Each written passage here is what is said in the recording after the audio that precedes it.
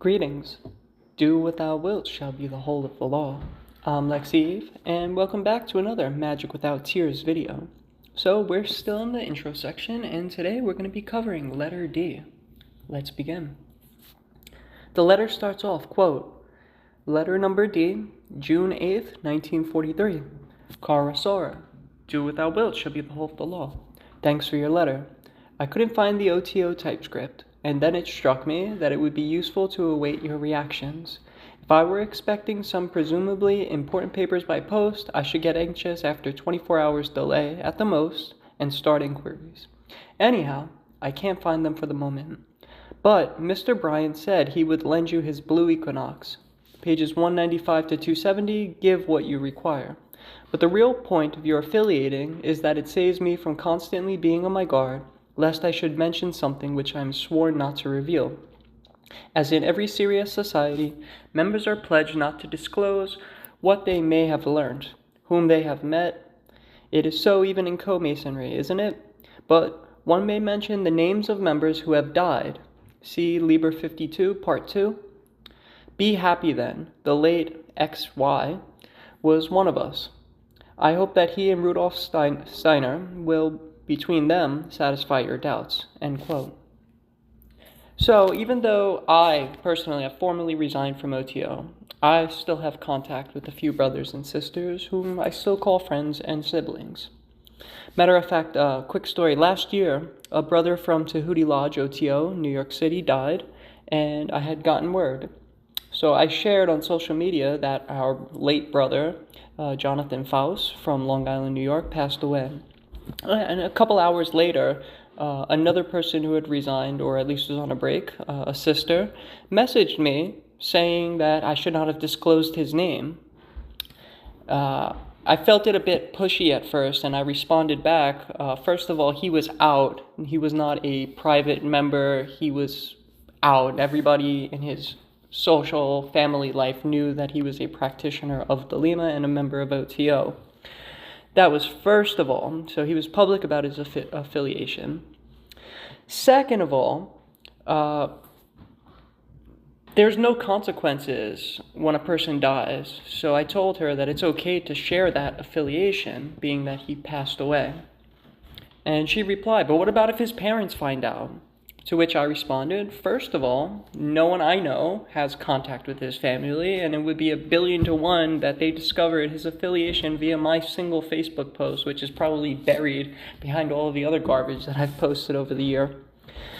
Also, that they knew about his affiliation, but had they not, they were more concerned probably with his untimely death than that he had taken a mineral initiation almost 20 years ago. And lastly, why shouldn't they know?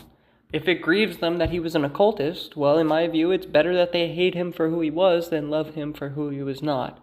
But most important, there's no oath on secrecy of members. It's kind of an implied thing that you're not to reveal anybody's identity out of respect because there's repercussions or consequences for some people based on jobs or family or friends, social stuff. They find out that this person's a Thelemite and they could lose a job or something. That's totally understandable. But as Crowley says here, in the case of a brother or sister who has passed away, it is totally okay to use their name and share their affiliation with the order. All that to say, yes, keep people's identity private if they are any lodge with you, or practice in any form of occultism, whether it's solitary or even a different tradition than yours. People do face consequences and persecution even today, and you do not want to ruin someone's life by meddling in their affairs. Of course, as stated above, once they die, it is okay to share their affiliation. And when you are initiated, you may know the identities of any brother or sister also initiated. The letter continues, quote, the AA is totally different. One star in sight tells you everything that you need to know. Perhaps some of these regulations are hard to grasp. Personally, I can never understand all this bylaw stuff, so you must ask me what and why and so on, end quote. What this above quote is saying is that one's identity is kept secret despite their membership. In AA, you know only your teacher and student, save for those in the second and third orders, and then only when you are doing service for the administrative branch of the order, as I spoke about in the last intro letter video. Of course, all members of the AA sign oaths and tasks which have a clause, quote, "He shall everywhere proclaim openly his connection with the AA, and speak of it and its principles, even so little as he understandeth, for that mystery is the enemy of truth," end quote.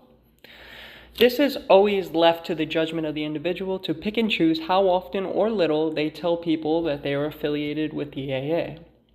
One should also be cautious not to disclose anything to those who would cause them harm for their affiliation. So if people figure out they are both in AA, that's totally fine. The point is, they are not allowed to do their AA work together. So people can know that you're in the AA. In fact, you're supposed to proclaim openly.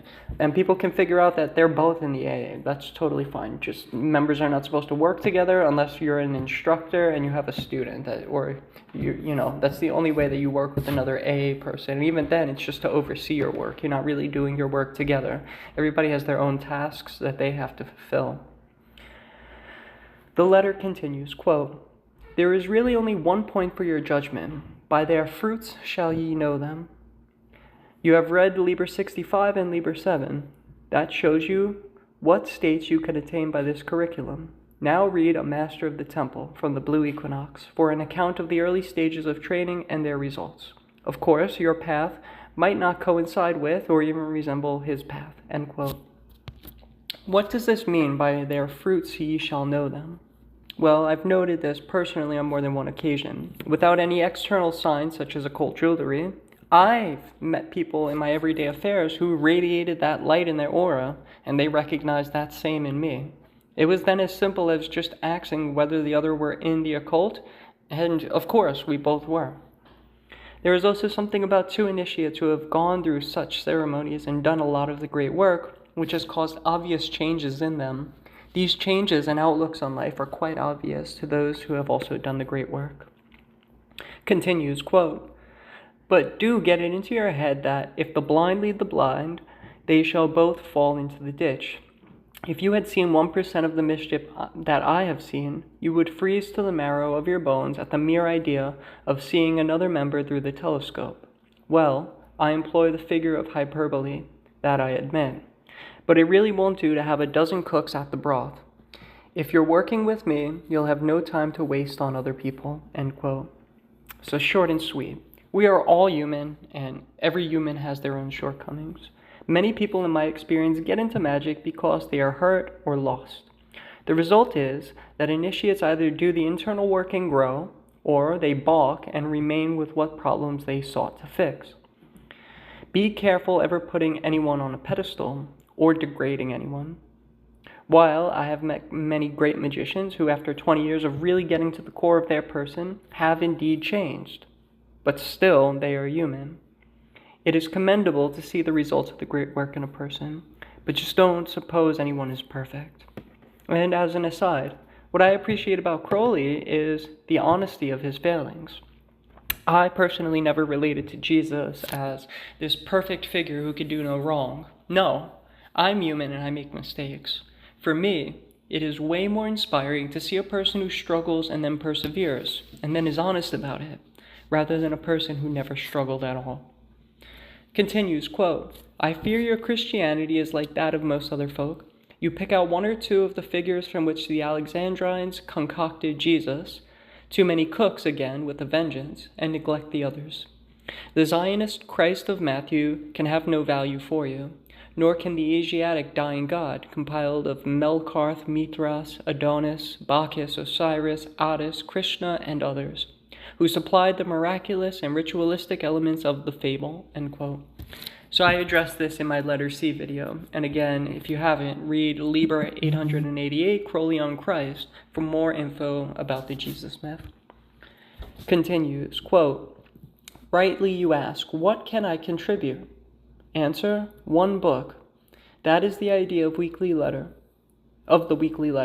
52 of yours and 52 of mine, competently edited, would make a most useful volume. This would be your property, so that you get full material value, perhaps much more for your outlay. I thought of the plan because one such arrangement has recently come to an end with amazingly happy results. They should lie open to your admiring gaze in a few months from now. Incidentally, I personally get nothing out of it. Secretarial work costs money these days. But there is another great advantage. It keeps both of us up to the mark. Also, in such letters, a great deal of odds and ends of knowledge turn up automatically. Valuable stuff, frequent enough. Yes, but one doesn't want to lose the thread once one starts. Possibly 10 days might be best. End quote. Okay, so this paragraph is Crowley outlining the idea of Magick Without Tears and what it was supposed to be in his mind. So 52 letters coming from each person. Mackie would write a letter asking questions, and Crowley would respond. I wish that the editors were able to include the letters written by Ann Mackie, but we only get Crowley's, which you could tell well enough usually what he's responding about. And it is true that though a chapter has a given subject, this format of writing letters did indeed twist and turn into fun subjects outside the scope of the main point, which ends up yielding a great deal of knowledge and viewpoints from Crowley that we otherwise never would have gotten, as well as seeing some of his humor and more of his personality. And the very last paragraph of letter D, quote, "But please understand that this suggestion arose solely from your own statement of what you thought would help in your present circumstances. Anyway, as you say, decide. If it is yes, I should like to see you before June 15th when I expect to go away for a few days. Better to give you some groundwork to keep you busy in my absence. Love is the law, love under will. Fraternally, 666. End quote. So I have no comments. That was just a nice little outro to this letter. Short and sweet. Wasn't too much juicy concepts in this letter, but I do have scripts for letters E. Well, the letter E I did, so I skipped to letter F, and then I've also been working on a script for letter G. So those are coming up, and I also have the first of 3 scripts for Liber HHH, where I break down the first practice in its entirety from start to finish. So stay tuned for both of those videos. I'll be recording them in the next couple of days. And with that, we're going to end. So love is the law, love under will. I'll see you all in the next one.